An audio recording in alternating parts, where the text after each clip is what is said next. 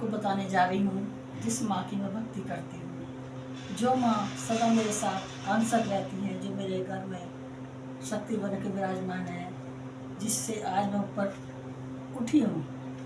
उनके ही जिस माँ ने मुझे इतना ऊंचा उठाया, आज उन्हीं के बारे में आपको बताने जा रही हूँ कि कहाँ कैसे कैसे उनसे मेरी मुलाकात हुई। और मेरी महाकाली महामाया है इनका नाम, इसके बारे में आपको आज बताने जा रही हूँ। जिन्होंने मुझे प्रेरणा दी, जो आप तक पहुँचाया है, आपके दुख जिनके जरिए मैं दुख दूर कर रही हूँ, उन्हीं के विषय में आज बताने जा रही हूँ। जय माता की। मेरा नाम बबली शर्मा है, नैन्सी बबली शर्मा। आज बताने जा रही हूँ आपको इन महामाया की महिमा, जो हर पल हर सांसों में मेरी विराजमान है, जिनके बिना एक सांस मैं नहीं ले सकती। आपको बताने जा रही हूँ कैसे मिली। एक मंदिर था विशाल, जिसमें मेरा जाना आना शुरू हुआ, और जाते जाते इतना मैं रम गई कि मुझे ना घर का रहा ना घर।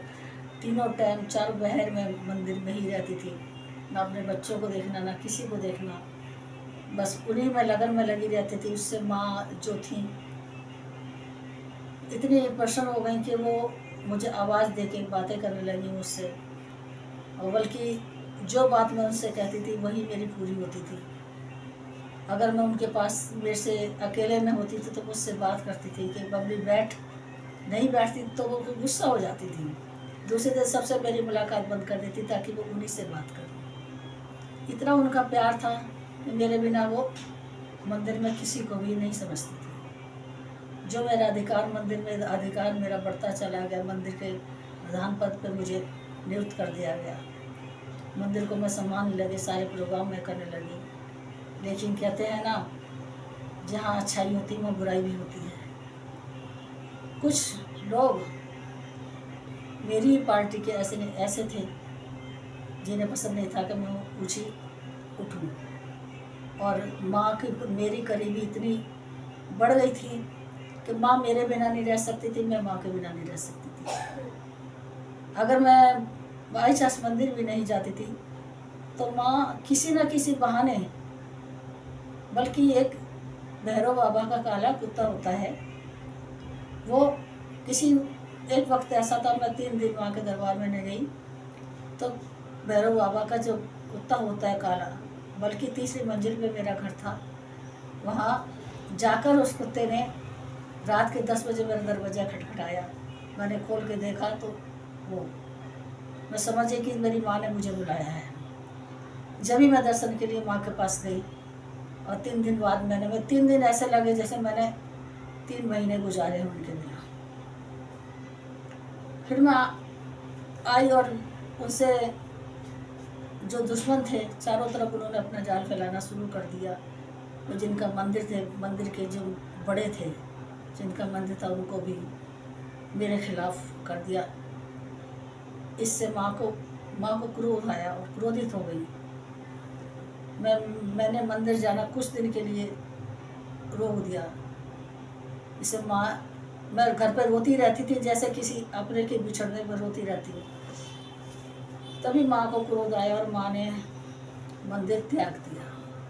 जो उनकी मूर्ति थी वो काली पड़ गई, क्योंकि वो पिंडी रूप में निकली थी, और जैसे माँ काल का है उसी रूप में उनका रूप है। पिंडी रूप में निकली थी, वो चेहरा उनका काला पड़ गया। और माँ ने आकर मुझे सपने में दर्शन दिए, कहने लगी कि मैं आज से तेरे यहाँ स्थान लेती हूँ, और जो तू करना है यही करना है, जिसके दुख दूर करने तुझे यही करने हैं। जो करना है मैं करूँगी, और जैसे तुझे करना है वैसे मैं बताऊँगी। यही मेरी महामाया की माया है, जो आप तक मैं उनकी प्रेरणा पहुँचाती हूँ। और उन्होंने यही कहा कि मैं जन कल्याण के लिए धरती से प्रकट हुई और जन कल्याण करूँगी। उन्हीं की प्रेरणा से मैं आगे बढ़ती जा रही हूँ, और आप सब लोग मेरा सहयोग करें। जय महामाया। बोलो। जय माता की। और 2004 में मैंने मंदिर में जाना शुरू करा था और माँ 2004 में ही मेरे यहाँ आ चुकी थी। जब से अब तक कितने साल हो गए, 2024 हो गया, 30 साल माता को मेरे यहाँ आए हुए 30-35 साल हो गए, जिससे उनका हर साल उनका जन्मदिन मनाया जाता है। चैत के महीने में होली के 5वें दिन, पंचमी के दिन उनका जन्मदिन मनाया जाता है। उसी दिन माँ मेरे यहाँ आई थी और जन्मदिन मनाया जाता है। उनका भंडारा होता है, केक कटता है, आगे स्वयं वो चौकी पर अपना केक काटती हैं और उनका जागरण भी होता है। और उन्होंने एक मुझसे आदेश दिया था कि मेरा मंदिर भी तुझे बनवाना है, मैं घर में ज़्यादा दिन नहीं रहूँगी। तो अभी उनका मंदिर बनने जा रहा है, आधा तैयारी शुरू हो गई है मंदिर की। आप सब लोग की कृपा से, सहयोग से इस मंदिर को आगे बढ़ेगा और आप इस चैनल को भी आगे बढ़ाएं, महामाया की माया को आगे बढ़ाएं। जय माता की।